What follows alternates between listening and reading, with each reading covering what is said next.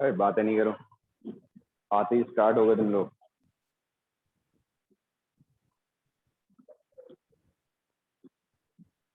हो गया? अरे करो जल्दी।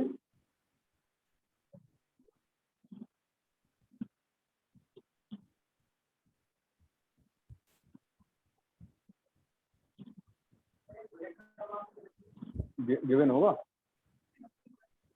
अरे मैंने बोला तो था 25 ग्राम बुलेट।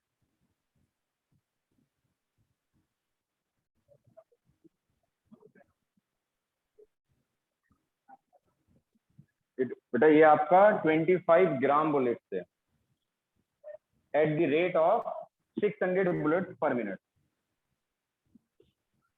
अब सॉल्व करो।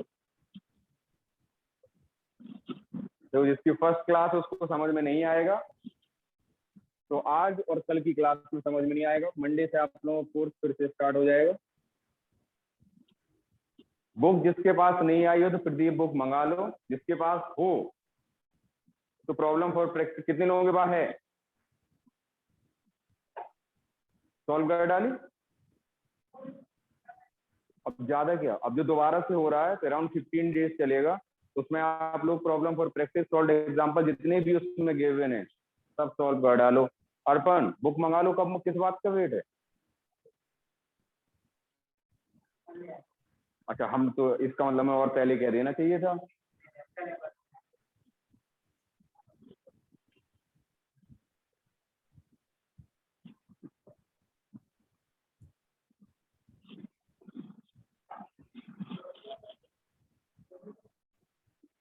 फोर मीटर पर सेकेंड रिकॉइल वेलोसिटी।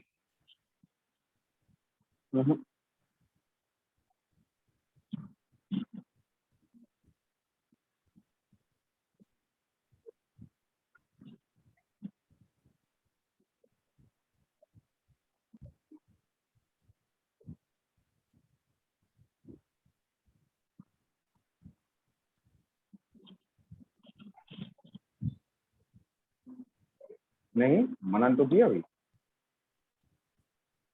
देखो इस क्वेश्चन को, आपको क्या बोला गया? Machine gun has a mass of 20 KG. तो मशीन गन के मास को कैपिटल एम हम 20 केजी मान लेते हैं। It fire 25 gram bullet. तो बुलेट के मास को स्मॉल एम मान लेते हैं, 25 ग्राम है तो केजी में बेटा चेंज करेंगे तो 1000 से डिवाइड कर देंगे, ये हो गया 25 into 10⁻³ KG. At the rate of 600 bullet पर मिनट है। ये पर मिनट गिवन है, ऐसा यूनिट में हम सॉल्व करते तो पर सेकेंड चाहिए होता है। तो बुलेट पर सेकेंड बेटा कितनी हो जाएंगे? पर मिनट गिवन है, इसे बेटा 60 से डिवाइड कर दीजिए। तो बुलेट फायर्ड पर सेकेंड इज 10। उन्होंने बोला एट द स्पीड ऑफ, जो मशीन गन है बेटा वो इनिशियली क्या होगी? रेस्ट पर होगी। जो गन है वो भी इनिशियली क्या होगी? जो बुलेट्स है वो भी आपके रेस्ट पर है। बाद में क्या हुआ, जो इसकी स्पीड है बेटा बाद में वो कितनी है? 200 मीटर पर सेकेंड। और हमें मशीन गन की वेलोसिटी चाहिए जिसे हम रिकॉइल वेलोसिटी बोलते हैं। तो कंजर्वेशन ऑफ मोमेंटम लगा देंगे बेटा। तो according to conservation of momentum,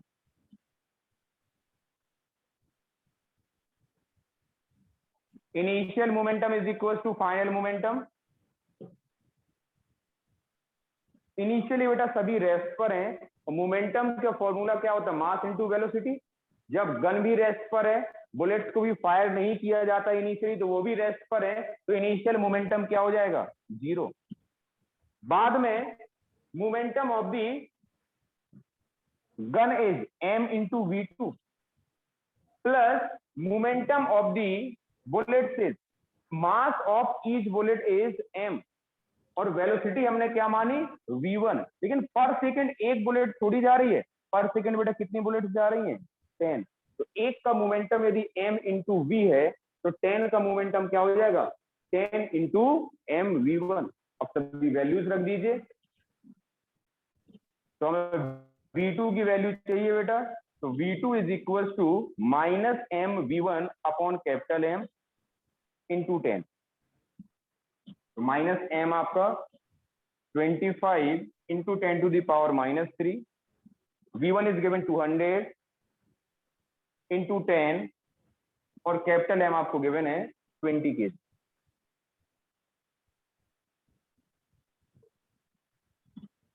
हो गया बेटा -2.5 मीटर पर सेकेंड। माइनस साइन बेटा क्या शो कर रहा है कि रिकॉइल वेलोसिटी है, क्योंकि जब गन को हम फायर करते हैं तो बुलेट्स आगे की तरफ जाते हैं और जो हमें धक्का लगता है वो पीछे की तरफ लगता है। यही आपका रिकॉइल वेलोसिटी है, बिकॉज गन हमेशा अपोजिट डायरेक्शन में मूव करती है। 10 से मल्टीप्लाई नहीं किया होगा, आंसर 4 आ रहा था। 10 से मल्टीप्लाई किया था,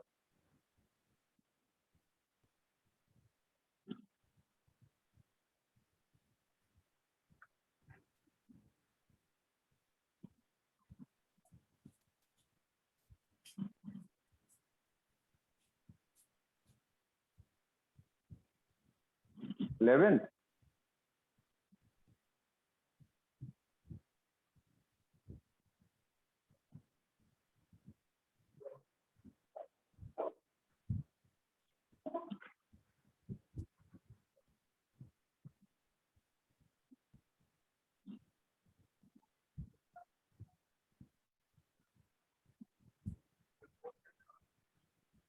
फोर्स बताओ कितना है?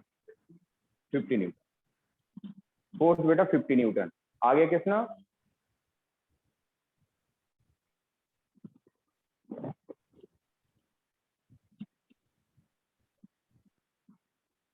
ये कहाँ से ला दी?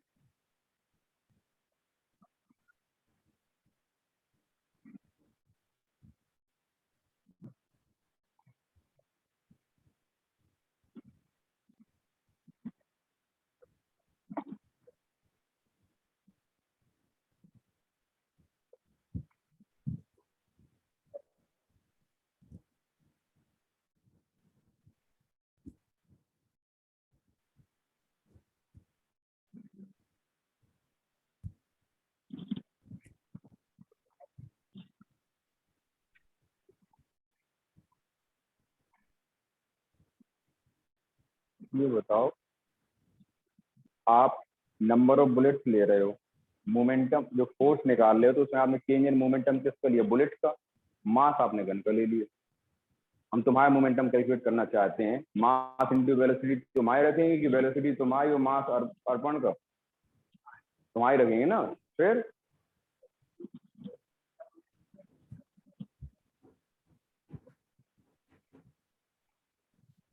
जिसका मोमेंटम निकाल रहे हो तो उसका मास और उसकी वेलोसिटी, क्योंकि मोमेंटम तो दोनों का। कौन क्या नाम? एक मिनट,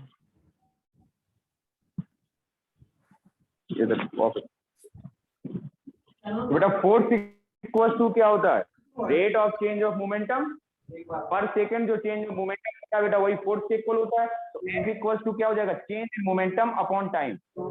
यदि बुलेट्स के चेंज इन मोमेंटम की बात करें तो एन बुलेट्स मान लेते हैं बेटा, तो कितनी बुलेट्स है पर सेकेंड?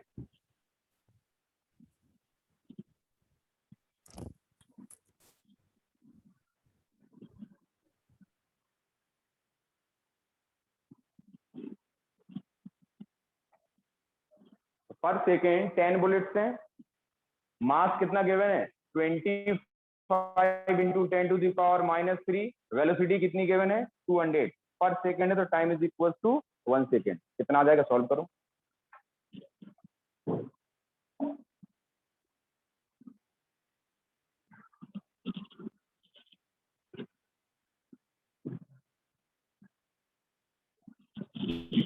गर्मी आज भी ज्यादा है, आज गर्मी कल से भी ज्यादा लग रही है। डक्ट ऑन करा दिया जाए फिर आप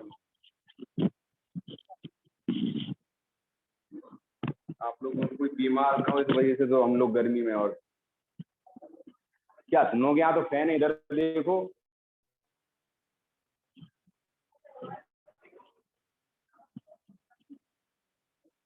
इसी वजह से मैंने मना कर रखा, नहीं अब तक तो एसी लग गई होती सभी क्लासरूम में।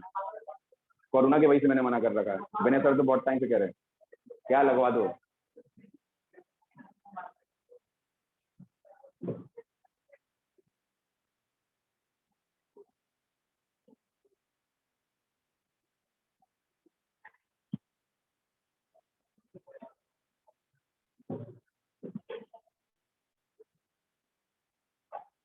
चलिए नेक्स्ट देखो।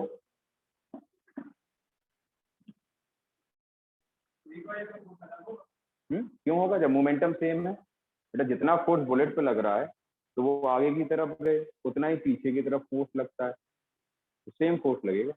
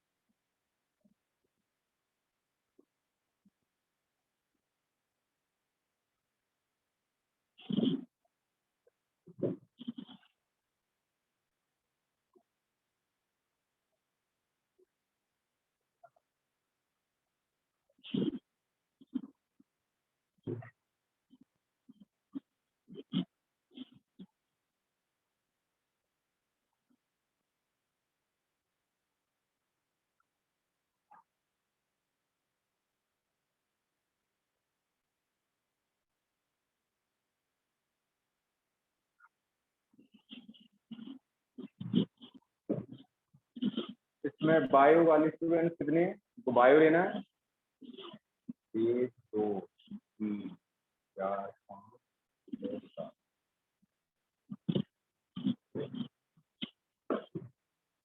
बाकी सभी मैथ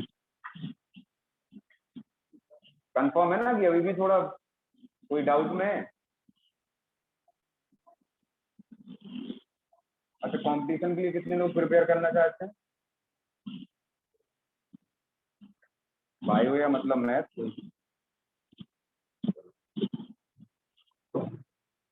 1 जुलाई से आपकी रेगुलर क्लासेस बोर्ड वाली स्टार्ट हो जाएंगी और विद इन 1 वीक आप लोगों की कॉम्पिटिशन वाली class start.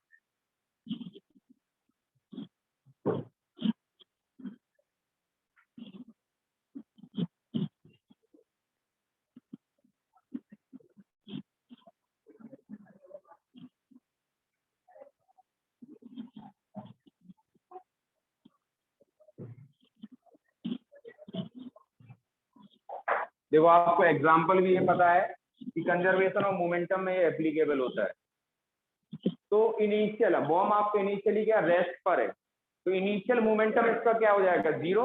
Momentum equals to क्या होता है मास इनटू वेलोसिटी। जब इनिशियली बॉम्ब आपका रेस्ट पर है तो इनिशियल मोमेंटम 0 हो गया, तो फाइनल मोमेंटम भी क्या होना चाहिए 0 होना चाहिए। According to conservation of momentum initial momentum is equals to final momentum.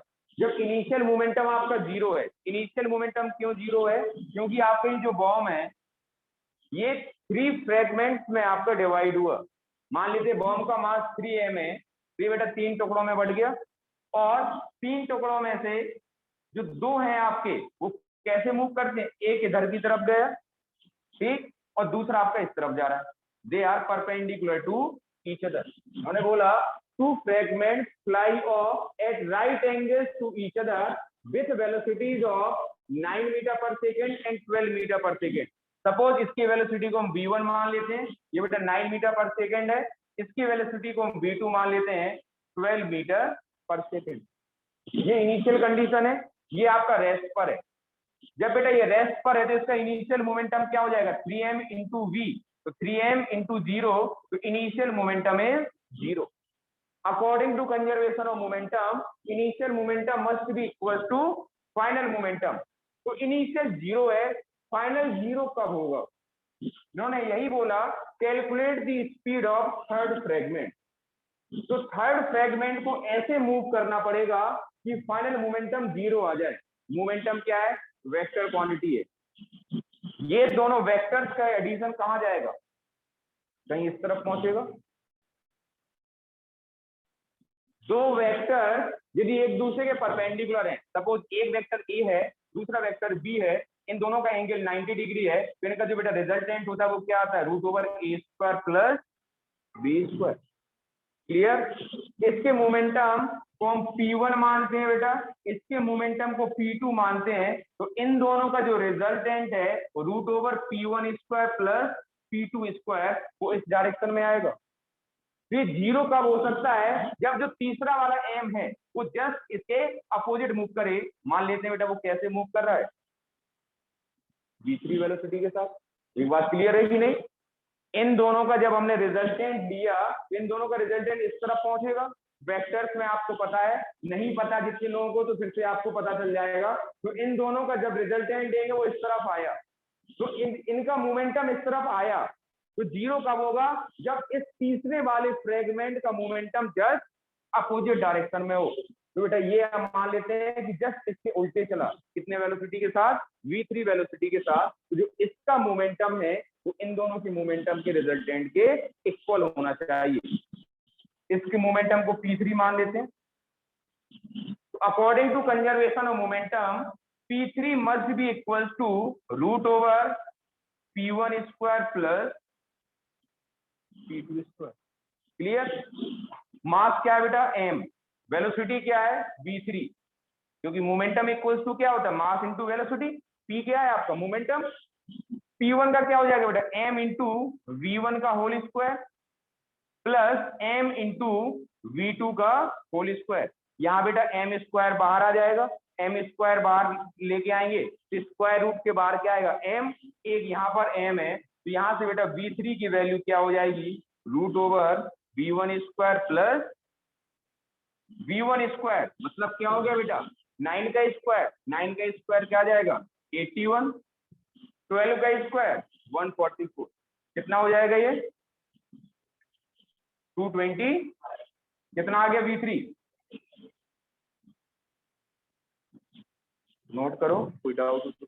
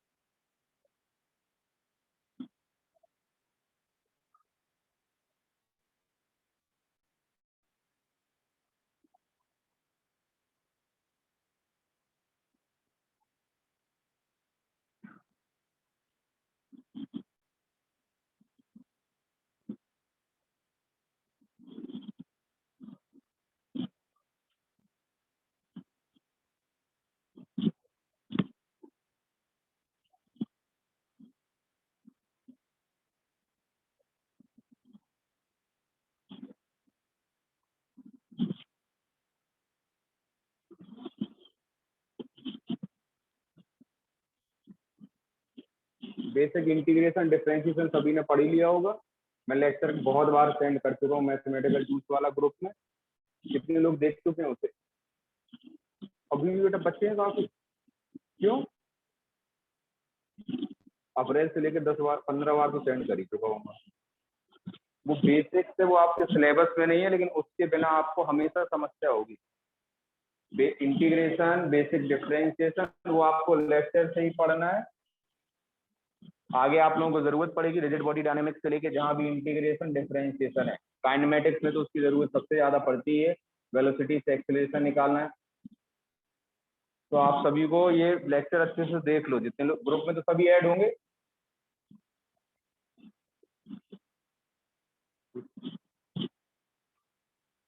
बाकी कल कंटिन्यू कर